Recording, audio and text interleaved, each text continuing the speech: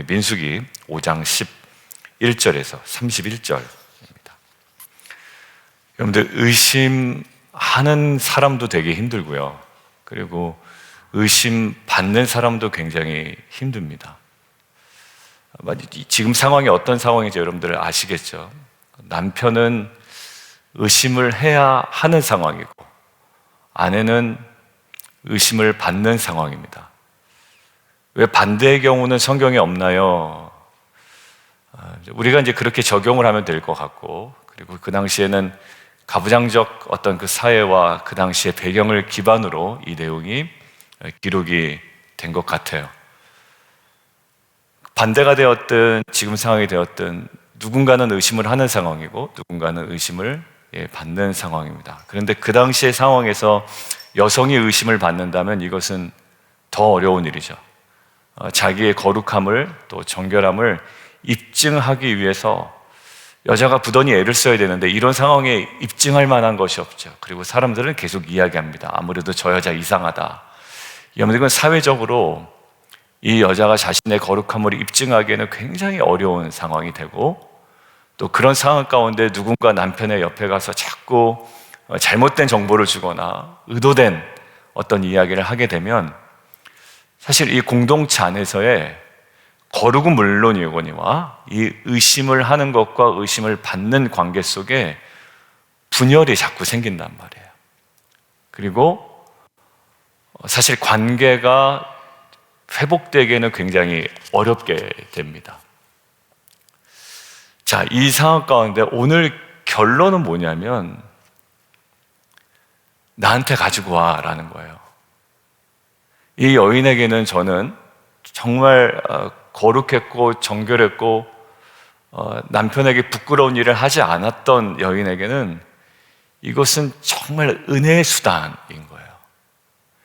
여러분들, 한 번 의심하면 의심을 거두기 어렵다는 거 아시잖아요. 저 여자 아무래도 이상한 것 같아. 여러분들, 이게 남편의 마음에 한 번 들어오면 이게 없어지기가 쉽지가 않습니다. 근데 이 남편이 오늘 무죄가 되거든요. 근데 여러분들 생각해보면 한 여인, 그것도 자기가 사랑해서 결혼한 여인을 의심하는 게 왜 무죄하죠? 여러분들, 근데 무죄하더라고요. 읽어보니까. 왜 그러냐면 자신이 임의대로 판단하지 않았다라는 거예요, 저는. 그러니까 의심 자체는 좀 안타깝죠. 그럴 수밖에 없는 상황이 되었다는 것, 마음이 어렵죠. 그런데 남편이 김집사 얘기 듣고 최집사 얘기 듣고, 김집사, 최집사 얘기했죠. 이집사 얘기 듣고 자기가 딱 결정 내리고 이 여자를 정죄할 수 있었단 말이에요. 그런데 누구 앞으로 가져가요? 하나님 앞으로 가지고 나가죠. 그리고 하나님이 가부 어떤 결정을 우리에게 보여주실 때 이것들을 수용하겠습니다라는, 이게 어떤 표현일까요? 믿음의 고백입니다. 누구에 관한? 모든 일의 판단은 누구에게 있다? 하나님께 있습니다라는 신앙의 고백이기에 남자에게 무죄가 없다라는 거예요. 저는 처음에 이해가 안 갔어요. 여자분들 되게 기분 나쁘겠다. 의심하는 남편에게 지금 무죄할 것이요 이렇게 얘기하면, 지금 현대사회에서는 이런 남자 어떤 남자예요? 의처증 있는 남자거든요. 그런데 그럴 수 있어. 왜? 그런 상황 때문에, 그런 이야기 때문에. 그렇지만 너 잘했다 이러는 거예요. 왜? 본인도 의심하면서 얼마나 힘들겠어요. 그러나 하나님 판단해 주세요. 제가 이 모든 결과를 수용하겠습니다라는 이 모든 일에 가장 궁극적 권위와 주권자인 하나님 앞에 온전히 겸손하게 나아가는 태도이기 때문에 그렇습니다. 여러분들 생각해 보면 애매한 상황이 있어요. 이게 맞나 저게 맞나. 그리고 관계 속에 내가 딱 마음을 정하지 못할 때가 있습니다. 권위에 불순종하고 싶고, 자녀들에게 있는 특징이잖아요. 권위에 불순종하고 싶어. 왜 그러냐면 우리 부모가 이렇게 썩 좋아 보이지가 않는 거예요. 사춘기 때는 좀 그럴 때가 있잖아요. 저도 뭐 이렇게 부모님이 왜 이러시지? 그러니까 사춘기 때 가만히 생각해 보면 엄청 판단 많이 했던 것 같아요. 엄마의 모습에서도 판단하고 아버지의 모습에 대해서 판단하고, 지나고 나서 보니까 그게 다 부질없는 짓이었지만, 근데 우리 권위에 대해서 딱 불순종하고 싶은 마음이 있다고요. 그리고 질서에 대해서도 그렇고 관계 속에도 그렇고. 근데 이것들을요, 자신의 감정이나 판단의 기준에 그냥 내어 맡겨버리면, 여러분들 공동체는, 특별히 가정, 아까 권위에 대한 불순종을 보면 가정이 좀 어려워집니다. 그리고 그 모든 최종 권위를 자신의 기준에 두게 되면 공동체에 있는 어떤 분열을 통해서, 지금 민수기는 어떻게 보면 새로운 체제를 정비하고 광야 생활을 해야 되잖아요. 거기에 균열이 생기게 되면 참 어려운 일이 생기게 되는 거예요. 근데 만약에 그것이 자녀가 되었든 관계가 되었든, 하나님, 제가 이게 해결할 수 없는 저의 감정, 자꾸 의심이 들고 저 사람의 선이마저도 이렇게 제 마음에 불편할 때가 있잖아요. 저 사람 분명히 선의를 가지고 하는 것 같은데 그래도 불편해. 한마디로 정말 안 좋게 가면 꼴 보기도 싫어, 막 이럴 때가 있단 말이에요. 근데 그 감정에 내어 맡기지 아니하고, 하나님, 제가 이 문제를 가지고 주 앞에 나옵니다. 주님께서 판단해 주시고 알려주시는 대로 제가 수용하겠습니다. 근데 하나님께서 너 그렇게 그 마음, 그 태도 가지면 안 돼 라고 최종적 권위를 가지고 저에게 말씀하실 때 어떻게 돼요? 공동체 안에 해결할 수 없는 모든 부분들이 하나하나 해결되기 시작합니다. 여러분들, 그때는 나와 같은 생각을 가졌던 사람이, 야, 너 왜 그래 요새? 나 이제 그 사람에 대해 태도 바꾸기로 했어. 의심 안 하기로 했어. 그 사람 선이 그대로 받아들이기로 했어. 근데 이 사람이, 아직 변화되지 않는 이 사람이 자꾸 이렇게 찌르는 거예요. 야, 그래도 저 사람이 다른 의도가 있겠지. 너 사람의 순진하니? 뭐 이럴 수가 있죠. 근데 이 사람은 어떻게 돼요? 절대 꿈쩍 안 할 수 있게 됩니다. 왜 그럴까요? 하나님 앞으로 가져갔던 사람이고 하나님으로부터 받은 말씀이, 그리고 들린 음성이 있기 때문이에요. 여러분들, 오늘 볼게요. 전도서 12장 14절을 보니까 제가 이 생각이 나더라고요. 전도서 12장 14절 한번 보시죠. 맨 마지막 절이에요, 전도서에. 맞다 라는 이 말씀을 이제 전도서 찾아봤어요. 전도서에 어디 있지? 맨 마지막 구절에 있더라고요. 같이 한번 읽겠습니다. 전도서 12장 14절 시작. 하나님은 모든 행위와 모든 은밀한 일을 선악간에 심판하시리라. 하나님은 모든 행위와 모든 은밀한 일을 선악간에 심판하시리라. 저는 아까 말씀드렸죠. 자꾸 저 사람의 선이마저도 굉장히 불편하게 받아들이는 나의 모습이 있다면, 여러분들, 이것은 다른 사람들의 정보를 취합해서 그 사람을 한 방을 먹이자, 아니면 정죄하자, 내가 한번 그 사람을 판단해 보겠다라는 마음 이전에 우리는 알지 못하는 부분들이 있어요. 숨겨진 부분들이 있고 모든 은밀한 일들이 있단 말이야. 이것들을 어디요? 선악간에 심판하시는, 판단하시는 하나님께 가지고 나아가는 거예요. 그런 이야기 많이 하세요. 용납이 안 돼요, 용납이, 목사님. 용서가 안 돼요. 그냥 제가 할 수 있는 최선은 그냥 거리를 두고 살아가는 겁니다. 이렇게 얘기할 때가 있거든요. 여러분, 공동체 안에 이것처럼 어려운 일 없어요. 대면하면서 살아가는 것처럼 어려운 것이 없거든요. 근데 이 문제는 내가 결정할 문제가 아닌 거예요. 내가 이 여자 쫓아내서 결정할 문제도 아닌 거예요. 사람들이 그 여자 아무리 이상하다고 이야기를 해도 거기에 휘둘릴 문제가 아니라는 거예요. 어디요? 오늘 본문 표현으로 볼게요. 오늘 앞에 볼게요. 막 이렇게 이야기하잖아요. 자, 16절 보세요. 16절. 제사장은 그 여인을 가까우게 하여 어디 앞에 세우라고요? 여호와 앞에 세우고요. 자, 그리고 18절 보세요. 여인을 어디 앞에 세우라고요? 여호와 앞에 세우라고요. 여러분들, 그거 여호와 앞에 세우고 남편은 딴 데 가 있을까요? 아니에요. 함께 여호와 앞에 서 있는 거예요. 그 모든 것들을 여호와 앞으로 가져갈 수 있는 것, 이건 저는 중요한 신앙의 태도라고 생각이 듭니다.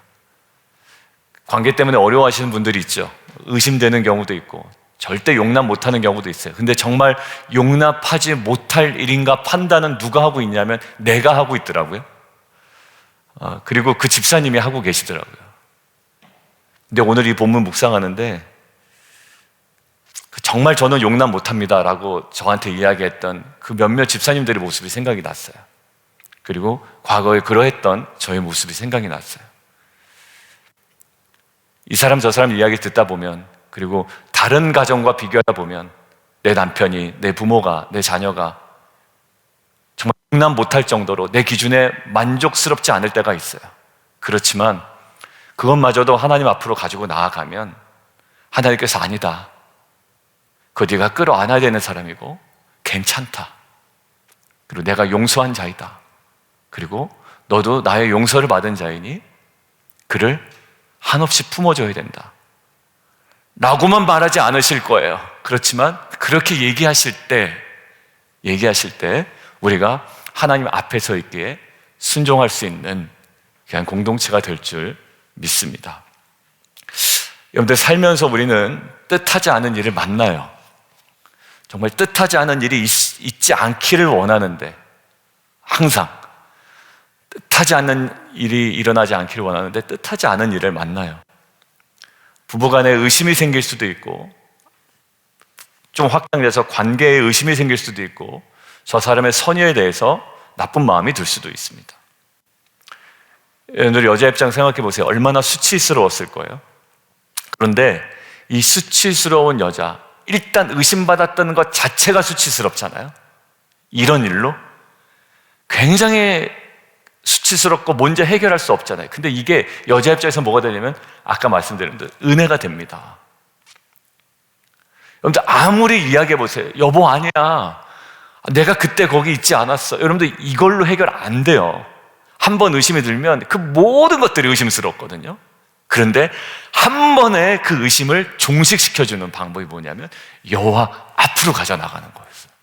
저는 이게 한편으로는 죄를 지은 여자는 어쩔 수 없고요, 그렇지 않은 여자 입장에서 보니까 이게 너무 은혜인 거예요. 너무 은혜인 거예요.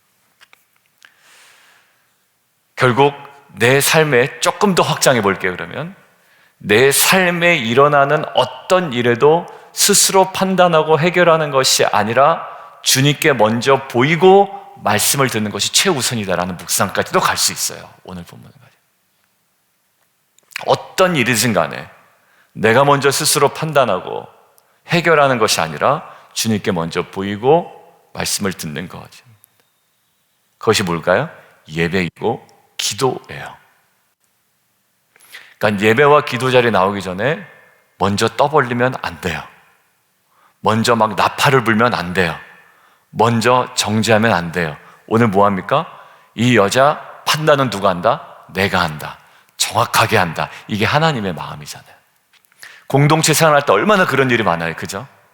이 사람들이 이제 광야로 나왔으니 조금 피곤하기도 하고 어렵기도 하고 여러 가지 상황에 직면한다고요. 그럼 저 사람에 대해서 막 험담하기도 하고 의심하게끔 만들기도 하고 그 분위기를 조정하기도 할 거예요. 근데 거기에 휩쓸리다 보면 여러분들 제대로 된 판단이 우리 가운데 있지 않아요. 그리고 나는 원래 죄성이 있는 사람이에요. 그렇기 때문에 어떤 일에도 내가 스스로 판단하지 않겠습니다. 주님께 먼저 보여드리겠습니다. 그리고 묻겠습니다. 주님, 제가 듣겠습니다. 죄를 드러내 주실 거예요, 여러분들. 여러분들, 만약에 진짜 여러분들 억울하다면 어디로 가야 돼요? 내 마음을 모아놓으라, 쏟아놓으라. 늘 은밀히 보시는 주님, 큰 은혜를 베푸시래. 내가 의심을 받는 상황이라면 그 여호와 앞으로 가지고 나가세요. 주님, 그 모든 것들을 밝혀주실 거고요, 모든 것들을 회복시켜 주실 거예요. 여러분들, 이 믿음이 없는 자가 할 수 있는 것들은 동분서주 내가 다니면서 다 변명하고 다니는 겁니다. 여러분들, 근데 말을 많이 할수록 그 사람의 권위는 또 자꾸 떨어지게 마련이거든요. 저거 뭐가 있으니까 저렇게 변명하고 다니지. 그러니까 계속 악순환이 돼요. 여러분들, 한번 용기 있게 하나님 앞으로 나아가 오시지 않겠습니까? 우리의 모든 것들을 좀 멈춰놓고 모든 것들을 선악간에 정확하게 판단하신 하나님 앞에 우리가 좀 나가보는 게 어떨까 싶어요. 그리고 내가 결정하기 참 힘들 때, 내가 어떤 상황이나 그 사람을 판단하기 힘들 때, 아니면 자꾸 내 편향적으로 그 사람을 재단하고 나아갈 때 모든 것들을 잠시 멈추고 모든 것들을 정확하게 우리에게 알려주신 하나님께 우리가 나아가면 어떨까요? 그럼 어떻게 될까요? 그래, 너 그동안에 의심하고 힘들었지만 너 무죄. 그리고 내가 정확하게 알려줄게 라고 말씀하신 하나님을 저희가 만나게 될 줄 믿습니다. 여러분, 이게 보면 여호와 앞에 그리고 제사장 앞으로 가서 나아가는 것, 이게 뭡니까? 이게 바로 복음이에요. 은혜예요. 내가 해결하고 아무리 달려들어봤자 그거 참 안 돼요. 이번에 피스메이커 이제 개강하고 첫 번째 할 때 여러분들 위해서 6주 동안 기도할 수 있는 분들을 좀 3분 이상 정해십시오 라고 하고 기도 제목을 뭐로 잡았냐면 교만해지지 않게. 왜냐하면 피스메이커를 하다 보면 기준이 이제 딱딱딱 세워지면서 6주간은 다 기억이 나거든요. 그러니까 사람들의 행동을 자꾸 판단하게 돼요. 저 사람 저때 저렇게 하면 안 되는데, 아유 저때 저렇게 자꾸 피드백 주려고 하면 안 되는데, 뭐 이런 것까지도 다 판단이 되거든요. 절대 교만해지지 않기. 그다음에 적용은 제일 먼저, 그리고 훈련 기간 누구에게만? 나에게만 하기. 그다음에 가르치려고 하지 말기. 그리고 정죄하지 말기. 그리고 억울해하지 말기. 왜냐하면 남편하고 함께 들으면 함께 적용해 가서 좋은데, 내가 들으니 내가 내 삶에 적용하다 보니까 나만 손해보는 것 같거든요. 그러니까 억울해하지 말기. 여러분들, 결국 제사장 앞에 가는 것, 그리고 하나님 앞에 먼저 가는 것, 그리고 그분의 판단과 그분의 음성을 내가 듣고 채워지는 것, 이것이 복음입니다. 그리고 오늘 한 가지만 더 보려고 하는데요, 이 의심받았던 여자에게 주신 은혜가 있죠. 뭐냐면 임신하리라.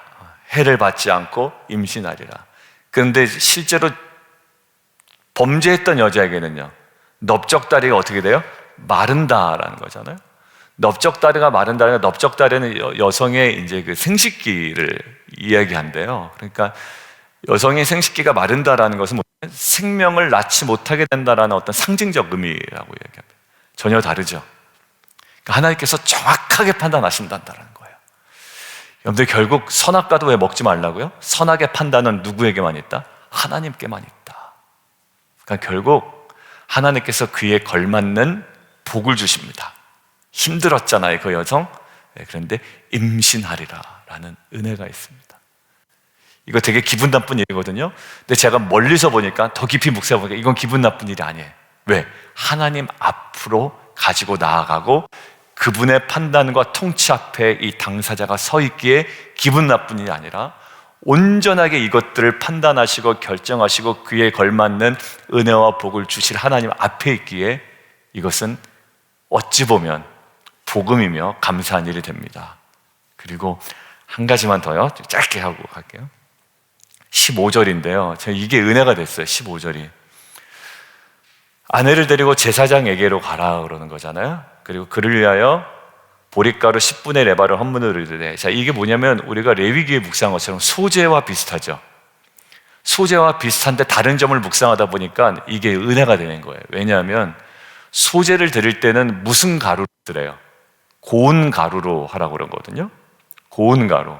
근데 여기는 무슨 가루? 보릿가루예요. 여러분, 보리가 좀 껄끄럽겠죠? 껄끄러워요. 지금 상황이 어쩌? 껄끄러운 상황이잖아요. 이게 막 고운 가루처럼 부드러운 상황은 아니란 말이에요. 의심해야 되고 의심받아야 되는 상황이에요. 근데 고운 보릿가루 10분의 1 레바를 헌물로 드리되 또 붓지 말래요? 기름도 붓지 말고 모두 두지 말라. 유황도 두지 말라. 그런데 소제는 무엇과 무엇을 넣냐면 유황도 넣고 가장 중요한 거, 언약의 소금을 넣어요. 근데 그거 넣지 말라는 거예요. 네가 지금 기뻐서 와서 예배 드리는 게 아니기 때문에 그거 넣지 말라는 거예요. 유황 넣지 말고 언약의 소금 넣지 말고 고운 가루가 아니까 보릿가루를 가지고 오라는 거예요. 여기서 제가 묵상하다가 마치 이렇게 말씀하시는 것 같았어요. 너가 기뻐서도 예배드리지만, 원래의 소재처럼 기뻐서도 예배드리고 잘 풀려서 예배도 드리지만, 정말 껄끄러운 상황 가운데, 안타까운 상황 가운데, 의심할 수밖에 없는 상황 가운데, 의심받을 만한 상황 가운데, 애통하는 상황 가운데서 네가 나오잖아. 근데 이거 너무 귀한 거야 라는 거예요. 그리고 그렇게 나오는 성도 잘 품어줘야 돼 라는 거예요. 여러분들, 우리는 예배는 기쁨입니다 라고 이야기해요. 맞아요, 예배는 기쁨이에요. 그런데 기뻐할 수 없는 삶의 너무 고단한 고통 가운데 나올 때는요, 마치 보릿가루와 기름도 붓지 말고 유황도 두지 않은 채로 나올 수 있어요. 근데 이것도 뭐래요? 주님 받으시는 예배라는 거예요. 예배는 기쁨입니다 라는 명목 아래 얼굴이 너무 힘들고 피곤해 지쳐서 나오는 성도, 나는 기쁘게 여긴다라고 말씀하신다는 거예요. 그분이 기뻐서 찬양 못할 수도 있고 기쁘게 찬양 못할 수도 있어요. 몸이 피곤하면 그럴 수 있거든요. 근데 그 모든 것들을 외모로 판단하지 말고 누구 앞에? 요 앞으로 나왔지 않냐, 그리고 하나님께서 바라보고 계시는 그 판단으로 바라보기를 원한다라는 거예요. 여러분들, 이 시선이 우리의 여러 삶의 정황들을 만드시는 복음이 되기를 원합니다. 복음이 되기를 원해요. 가까운 가족부터, 자녀부터, 배우자부터, 우리의 지체부터, 그다음에 정말로 오랫동안 냉랭했던 그 모든 관계부터, 그리고 이해되지 않는 모든 상황까지 이제 가장 중요한 것, 스스로 판단하고 해결하지 않겠습니다. 먼저 여호와 앞에 나오고 보이고 음성을 제가 듣겠습니다. 이 신앙의 고백으로 나가는 저와 여러분 되기를 주님의 이름으로 축원합니다. 함께 좀 기도하겠습니다.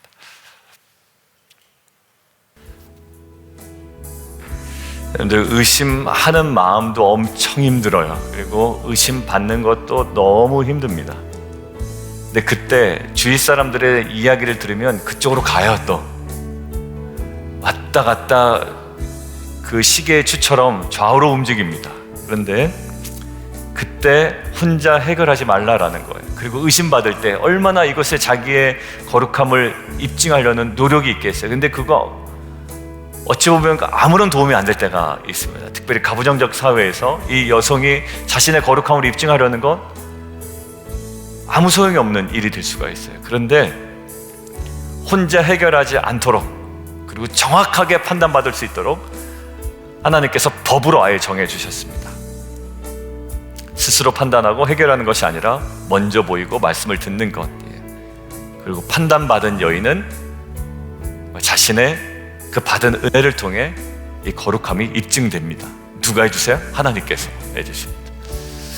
내가 판단할 거야, 내 기준대로 생각할 거야, 내가 이렇게 정했으니 나는 그 사람과 더 이상 가까이 할 수 없어 라는 것도 한번 내려놓으면 어떨까요? 그리고 요 앞으로 더 깊이 나아가는, 주님께서 우리의 모든 어색하고 분열이 있는 그 관계를 새롭게 만들어 주실 줄 믿습니다. 그리고 새로운 시각을 주실 줄 믿습니다. 그런 마음을 가지고 우리 함께 좀 기도하며 나아가도록 하겠습니다. 함께 기도하겠습니다.